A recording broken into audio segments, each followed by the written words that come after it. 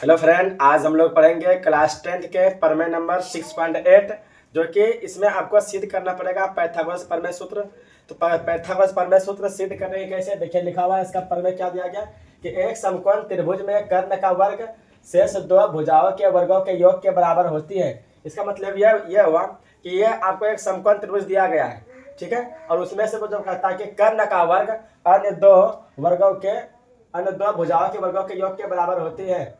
तो इसको चलिए बनाते हैं। सबसे पहले क्या कह रहा है, प्रश्न लिखा हुआ है कि एक समकोण त्रिभुज है, तो एक समकोण त्रिभुज बनाएंगे।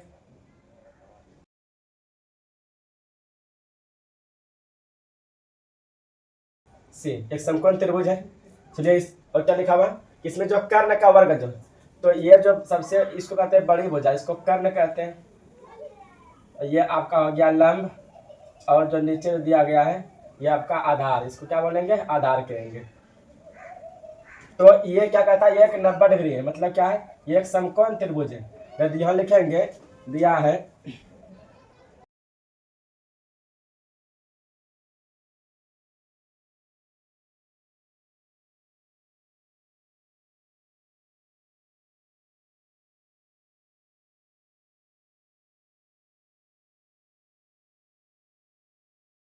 इसमें क्या दिया गया है कि एबीसी एक समकोण त्रिभुज है जिसका कोण भी क्या समकोण है। अब इसमें सिद्ध क्या करना पड़ेगा, इसमें जो सिद्ध करना पड़ेगा, प्रूव दैट, इनके सिद्ध करना है। क्या लिखा है, कर्ण का वर्ग। तो कर्ण क्या है, ए से सी, कर्ण का वर्ग। फिर क्या लिखा हुआ, शेष दो भुजा। ये कर्ण हुआ तो शेष दो भुजा क्या हो गया, ए बी और बी सी, यानी A B plus B C के वर्गों, इसका वर्ग करेंगे।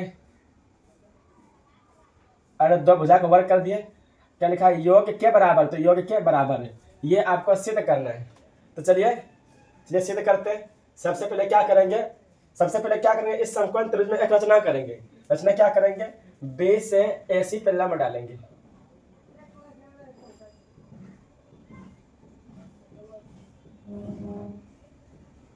यहाँ पे क्या डाल दिए, एक लंब डाल दिए। तो यहाँ लिखेंगे रचना में,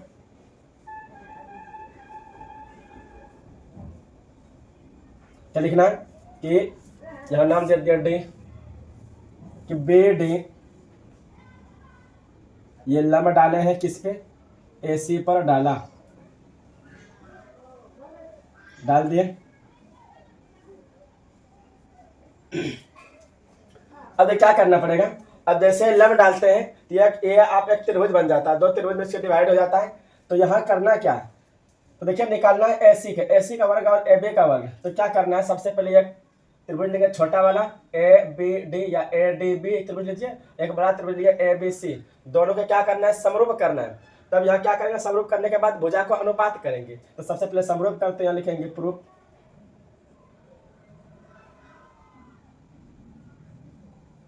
छोटा त्रिभुज क्या है, ए डी बी तथा त्रिभुज, एक छोटा लेना है एक बड़ा वाला ए बी सी।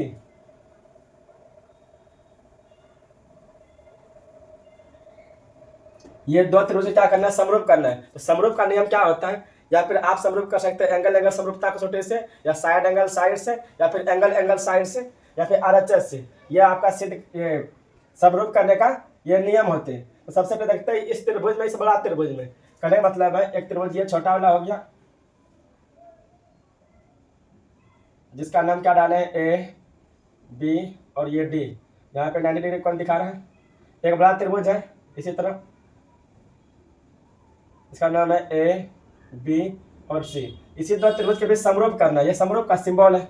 तो देखते हैं सबसे पहले क्या करेंगे, समरूप करने के लिए देख रहे हैं कि ये कोण ए दो त्रिभुज में आ रहा है। मतलब ये कोण इस छोटे वाले त्रिभुज में भी ये कोण आ रहा है, और बड़े वाले त्रिभुज में ये भी कोण आ रहा है। तो ये कोण ए दोनों का, छोटा वाला का कोण ए और बड़ा वाला में भी कोण ए आ रहा है, तो इसको बोलते हैं उभयनिष्ठ कोण। क्या बोलेंगे, उभयनिष्ठ कोण।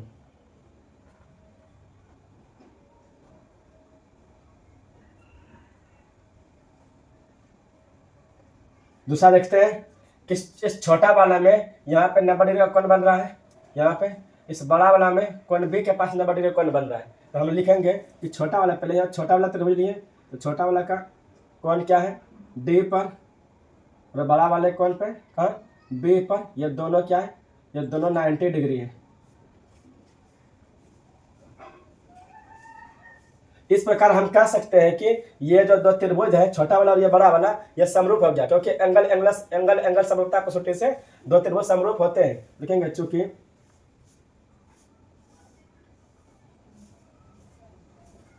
ADB समरूप हो गया त्रिभुज ABC से, किससे हुआ है, एंगल समरूपता कसौटी से।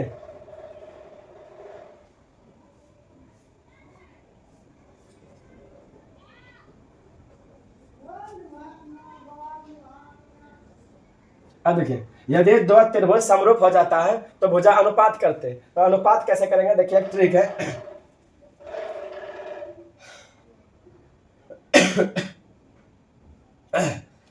तो सबसे पहले देखिए कि ये आपका उभयनिष्ठ कोण कौन सा है। ऐसे अनुपात में, ऐसे इसको अनुपात में करेंगे कि आपका उभयनिष्ठ कोण आना चाहिए। देखिए ये दो त्रिभुज है, तो सबसे पहले छोटा त्रिभुज लिए, तो छोटा, ये देखिए हम इसको थोड़ा, ये आपका छोटा त्रिभुज हुआ और ये आपका बड़ा त्रिभुज हुआ। तो सबसे पहले क्या करेंगे, पहले यहाँ पे छोटा वाला मान है, तो इसमें छोटा वाला भुजा ये है A से D, तो A से D ले लिए बटे। अब देखिए ये यहाँ से भुजा लिए, अब इसमें क्या करेंगे, बड़ा वाला त्रिभुज, जो कि ये देखिए ये 90 डिग्री के इधर और जा रहा है छोटा वाला में, तो बड़ा वाले में 90 डिग्री कोण किधर जा रहा है, इधर B की इधर, तो ये हो जाएगा आपका A से B बराबर। अब ये क्या करेंगे यहाँ पे, अब इधर से यहाँ आए, मतलब छोटा से बड़ा, और फिर बड़ा से जाएंगे बड़ा। अब देखिए यहाँ क्या किया, ये 90 डिग्री के इधर और आए, इधर भी 90 डिग्री और आए।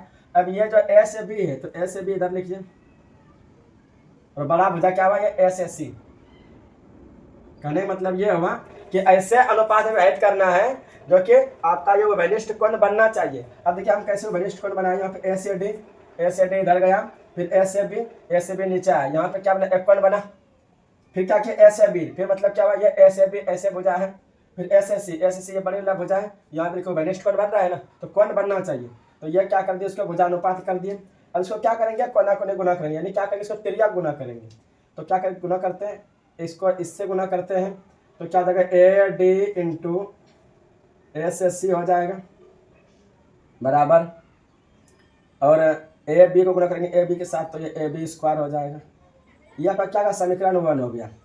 इस प्रकार क्या करेंगे, अब ये छोटा त्रिभुज लेंगे और ये का बड़ा त्रिभुज लेंगे, इसको क्या करते हैं, इसको मिटाते हैं। अब यहाँ बन रहा है BDC, अब ये BDC, अब अगेन त्रिभुज किस में जाएंगे, अगेन त्रिभुज जाए किस में, छोटा वाला में।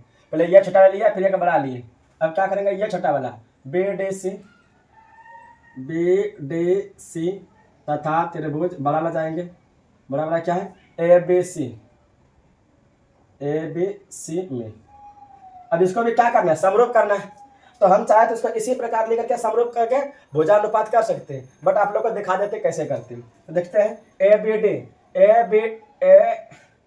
BDC है, BDC ये आपका छोटा त्रिभुज, बड़ा क्या है ABC, मतलब C जो है ना, ये आपका क्या है, मतलब छोटे वाले त्रिभुज में भी आ रहा है और बड़े वाले त्रिभुज में भी आ रहा है। तो दोनों में जब आता है कोण, तो उसको क्या बोलते हैं, उभयनिष्ठ कोण। कहने मतलब छोटा वाला में क्या आएगा, कोण C, बड़ा वाला में कोण B, ये इसको बोलेंगे कौन से, तो इसको बोलेंगे उभयनिष्ठ कोण, यहाँ लिखेंगे उभयनिष्ठ कोण।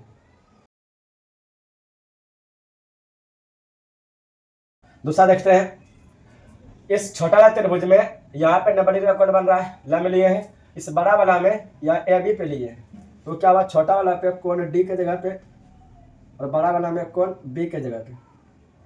यहाँ पे मिस्टेक हो गया, यहाँ पे कोण C होगा, कोण C उभयनिष्ठ है। ये B के जगह क्या बन रहा है, दोनों 90 डिग्री कोण बना रहा है, तो दोनों क्या है, बराबर हो गया।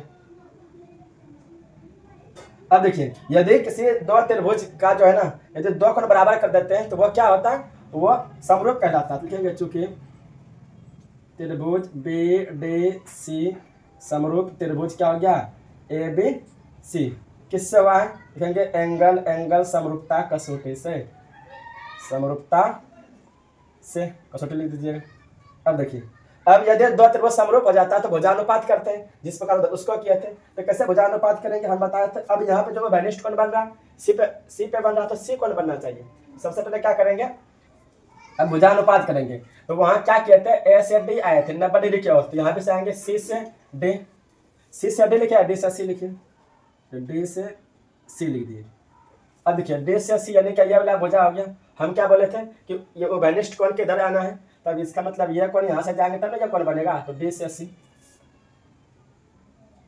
बराबर।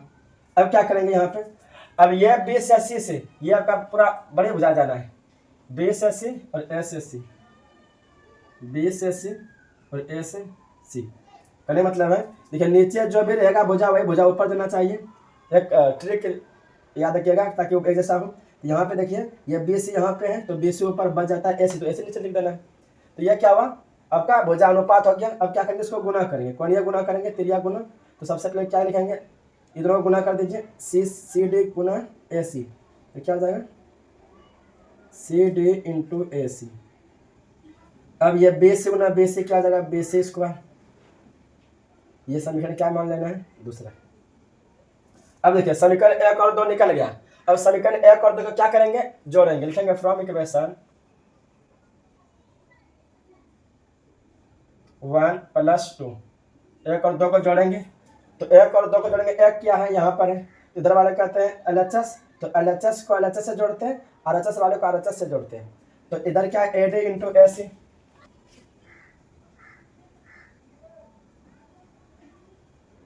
तो क्या करेंगे AD इंटू AC को जोड़ना है इधर वाले से DC इंटू AC के साथ बराबर। इधर क्या है, इधर है RHS वाले, इधर क्या है AB स्क्वायर प्लस इधर क्या है BC स्क्वायर। इसमें देखिए क्या क्या कॉमन मिल रहा है, AC और AC कॉमन मिल रहा है। AC क्या लेंगे, कॉमन ले लेंगे। इसके पास बचेगा AD प्लस इसके पास क्या बचा, ये और ये कॉमन आ गया, AD बचा, इधर DC बचा बराबर। इधर क्या है AB का स्क्वायर प्लस BC का स्क्वायर। ये AC का तो AC लिख दिए इंटू AD में DC जोड़ेंगे, A से D और D से C जोड़ेंगे, तो ये आपका पूरा बड़ी भुजा हो जाएगा। ये मतलब क्या, A से C कहलाएगा। इधर क्या है AB का स्क्वायर प्लस BC का स्क्वायर। तो इस बात को लिखेंगे कि A से D प्लस D से C जोड़ने पर क्या आ गया, ये आपका A से C भुजा हुआ। अब देखिए AC को गुना करेंगे, AC के साथ क्या हो जाएगा, AC का स्क्वायर। इधर क्या है AB का स्क्वायर प्लस BC का स्क्वायर। देखिए यही चीज आपको यहाँ क्या करना था, प्रूफ करना था कि AC का वर्ग बराबर क्या हो, AB का वर्ग प्लस BC का स्क्वायर। ये रहा आपका प्रूफ। क्या आपको समझ में आ गया, मुझे उम्मीद है कि आपको ये समझ में जरूर आया होगा। ये जो ना आपके बोर्ड एग्जाम के लिए बहुत इंपॉर्टेंट है। तो ये रहा, आप इसको नोट कीजिए। यदि आपको पसंद आया होगा तो लाइक कीजिए, शेयर कीजिए और फॉलो कीजिए। तो स्क्रीनशॉट लीजिए।